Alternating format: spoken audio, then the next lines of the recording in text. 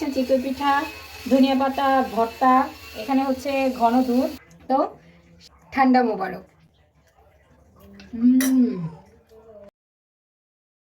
Hello সবাইকে, সবাই কেমন আছেন? আশা করি সবাই অনেক ভালো আছেন। আর যে শীত পড়েছে, এই শীতে চিতই পিঠা ভেজানো ছাড়া কি শীত জমে বলেন তো? আসলে শীতের শুরুতেই মানুষ শুরু করে দেয় পিঠা পায়েসের উৎসব। আমরাও শুরু করে দিয়েছি, অনেক ধরনের পিঠা খাওয়া হয়েছে। তবে এইবার শীতের মধ্যে চিতই পিঠাটা খাওয়া হয়নি, তবে আজকে সেই ইচ্ছাটা পূরণ হবে।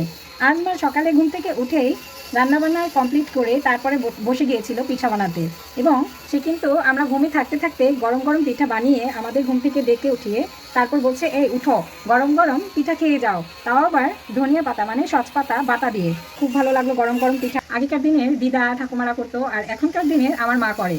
এরকম যাই হোক করেছে, আমরা খুব খুশি। আর এতগুলো করেছে, পরে বললাম যে কী জন্য এতগুলো করেছো? পরে বলছে যে কাজ আছে, একটু পরেই দেখতে পাবা। চলুন তাহলে আমরা দেখি। আসলে শীতের দিনে তো চিতই পিঠা ছাড়া শীতটা আসলে মোটেও জমে না। এই যে এখানে চিতই পিঠা এক গামলা, এটা দিয়ে ঢেকে রেখেছিল, ঢাকনাটা তুলে দিলাম। এখানে বোঝা যাচ্ছে কিনা, অনেক বড় একটা গামলা। এই যে আমি হাত দিয়ে বের পাচ্ছি না, এত বড় গামলায় চিতই পিঠা।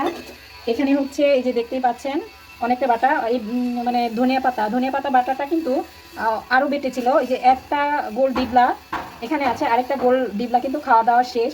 তাহলে বুঝতেই পারছেন কি পরিমাণে পিঠা আমরা খেয়ে ফেলেছি অলরেডি। আর এই যে এখানে দেখছেন যে পুরো সর উঠে আছে, একদম দেশি গরুর দুধের। এইটা আমার বাবু বাসা থেকে এনেছিল, কারণ আমার বাবু যখন আসে তখন অনেক অনেক দুধ নিয়ে আসে, খাঁটি গরুর দুধ বোতলে ভরে নিয়ে আসে। 5 লিটারের বোতলে, 2 লিটারের বোতলে, আমাদের ফ্রিজ ভরা এরকম খাঁটি গরুর দুধ আছে। সেইখান থেকেই 2 কেজি বা 1.5 কেজি পরিমাণ হয়তো হবে দুধ নিয়ে জাল করে রেখেছি। দেখতেই পাচ্ছেন কি পরিমাণ সর উঠে আছে।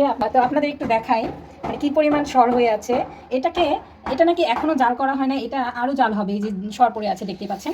আরও জাল করার পর যখন এটা কালারটা হালকা ব্রাউন কালার হবে বা হালকা রেড কালার হবে, তখন এই চিতই পিঠাগুলো এত বেশি তুলতুলা হয়েছে কি বলবো, মানে খেতেও যেমন টেস্টি আর এতটা সফট, আমি বলে বোঝাতে পারবো না। এই যে দেখতেই পাচ্ছেন কি পরিমাণ সফট হয়েছে। তো সবগুলো পিঠা এরকম সফট হয়েছে। আপনাদের আরও কয়েকটা দেখাই, যে এটাও সুন্দর হয়েছে। এই যে দেখতেই পাচ্ছেন এই পিঠাগুলোকে যখন নাকি এই গরুর দুধের মধ্যে ভেজানো হবে, তখন এই জিনিসটা আরও বেশি সফট হয়ে ফুলে উঠবে, এবং ফুলে ওঠার পর এটা খেতে যা দারুণ লাগে না। এখানে ছিল আরেকটা চিতই পিঠা, মানে আরেক ধরনের চিতই পিঠায়। এই চিতই পিঠাগুলো বানানো হয়েছে হচ্ছে চিনি গুঁড়া চাল দিয়ে, মানে হচ্ছে পোলার চাল দিয়ে বানানো হয়েছে, অনেক বেশি ফ্লেভারফুল হয়। এই পিঠাগুলোকে আসলে আলাদাভাবে ভিজানো হবে, আর এই পিঠাগুলোকে আলাদাভাবে ভিজানো হবে। এখন যেহেতু দুপুর, এই পিঠাগুলোকে একটু পরে মা দুধ জাল করে ভিজিয়ে রাখবে। আমরা সন্ধ্যায় খাওয়া দাওয়া করবো সবাই। এগুলোকে এখন আমি রেখে দিচ্ছি।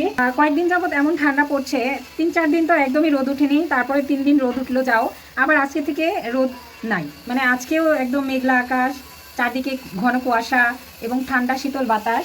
এর মধ্যে চিতই পিঠা খেতে